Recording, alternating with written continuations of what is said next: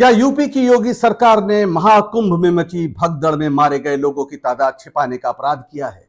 क्या कोई सरकार मुआवजे की रकम में भेदभाव कर सकती है? जो लोग मारे गए उनको जो मुआवजा दिया जाता है, और क्या कुछ लोगों को यह रकम खजाने से आधिकारिक रूप से न देकर कैश में भी दिया जा सकता है? अगर ऐसा किया जाता है तो क्या सहायता राशि को काला धन न कहा जाए?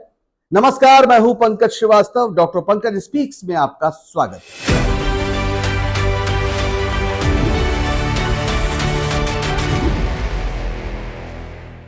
आज बात उत्तर प्रदेश की, वहां के महाकुंभ के भगदड़ की और बीबीसी की एक रिपोर्ट की जो इन दिनों सनसनी मचाए हुए है। 50 जिलों में 100 परिवारों से मुलाकात के बाद बीबीसी ने यह दावा किया है कि इलाहाबाद के महाकुंभ के आयोजन के दौरान इस साल 29 जनवरी को मौनी अमावस्या के अवसर पर जो भगदड़ हुई थी उसमें कम से कम 82 लोगों की मौत हुई थी। जी हां, 82 लोगों की मौत हुई थी। यह दावा बीबीसी का है और बीबीसी की जो हिंदी सर्विस है उसके पत्रकारों ने यह रिपोर्ट तैयार की है तमाम जगह कई राज्यों में घूमने के बाद। ये वो संख्या है जिसे बीबीसी प्रमाणित करने का दावा कर रहा है। उसके पास सारे ऑडियो वीडियो प्रमाण मौजूद हैं, लेकिन मरने वालों की संख्या इससे भी ज्यादा हो सकती है। उसने बहुत कंजर्वेटिव फिगर दिया है, यानी जिस पर जरा सी भी उंगली ना उठाई जा सके। और प्रत्यक्षदर्शियों ने उस समय भी दावा किया था कि सैकड़ों लोगों की भगदड़ में मौत हुई थी, लेकिन सरकार ने इसको स्वीकार नहीं किया था। योगी सरकार ने विधानसभा में बताया था कि जो महाकुंभ में भगदड़ हुई उसमें 30 लोगों की मौत हुई, 60 घायल हुए। बाद में घायलों में भी 7 की मौत हो गई, यानी कुल 37 लोगों की मौत को योगी सरकार ने स्वीकार किया था। और ऐलान के मुताबिक इन 37 मृतकों के परिजनों को 25-25 लाख रुपए का मुआवजा दिया गया, बैंक खाते में डाला गया या फिर चेक दिया गया। यह बिल्कुल साफ है। लेकिन अब बीबीसी का कहना है कि 26 ऐसे परिवार और भी हैं जिन्हें सरकार की ओर से 5-5 लाख रुपए का मुआवजा दिया गया, वो भी कैश। इसकी जानकारी नहीं दी गई, सार्वजनिक नहीं की गई, लेकिन उन्हें मुआवजा दिया गया। यानी उनके घर के लोग मरे तो मुआवजा दिया गया। अब सवाल यह है कि आधिकारिक सूची में इनका नाम क्यों नहीं है, और नाम नहीं है तो फिर आपने मुआवजा कैसे दिया? और मुआवजा भी बैंक खाते में नहीं दिया, किसी अपने खजाने से ना देकर इन्हें कैश दिया गया। यह कैश आखिर आया कहां से?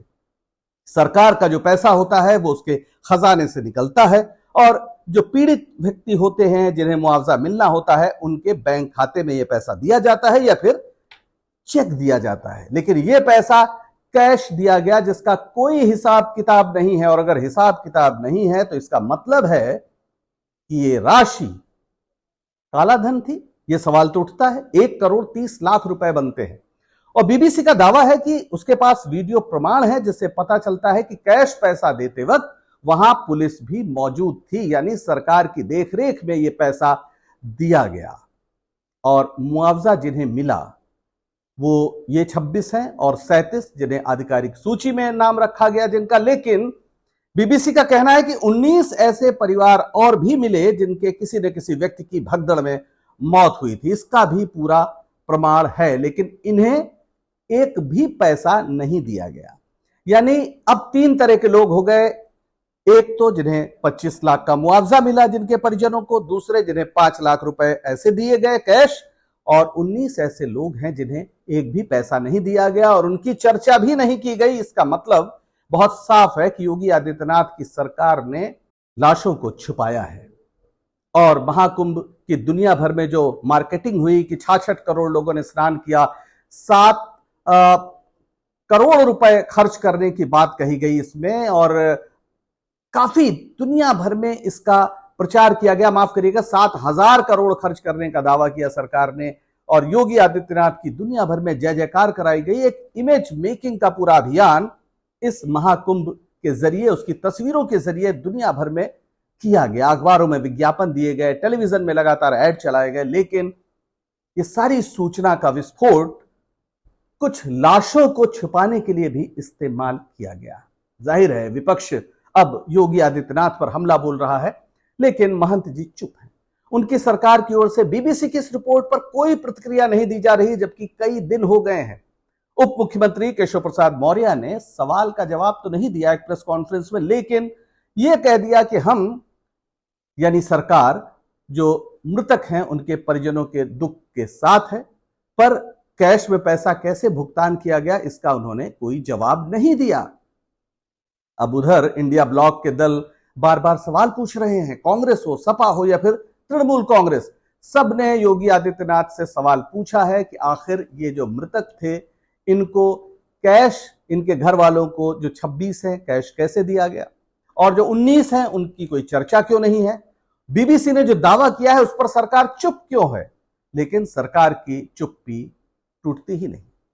जाहिर है बीबीसी ने गोदी मीडिया के दौर में एक बड़ा काम किया है। 24 घंटे चलने वाले चैनलों और प्रयागराज से भी प्रकाशित होने वाले अखबारों के लिए शर्म की बात होनी चाहिए कि यह पड़ताल बीबीसी ने की, उन्होंने नहीं की।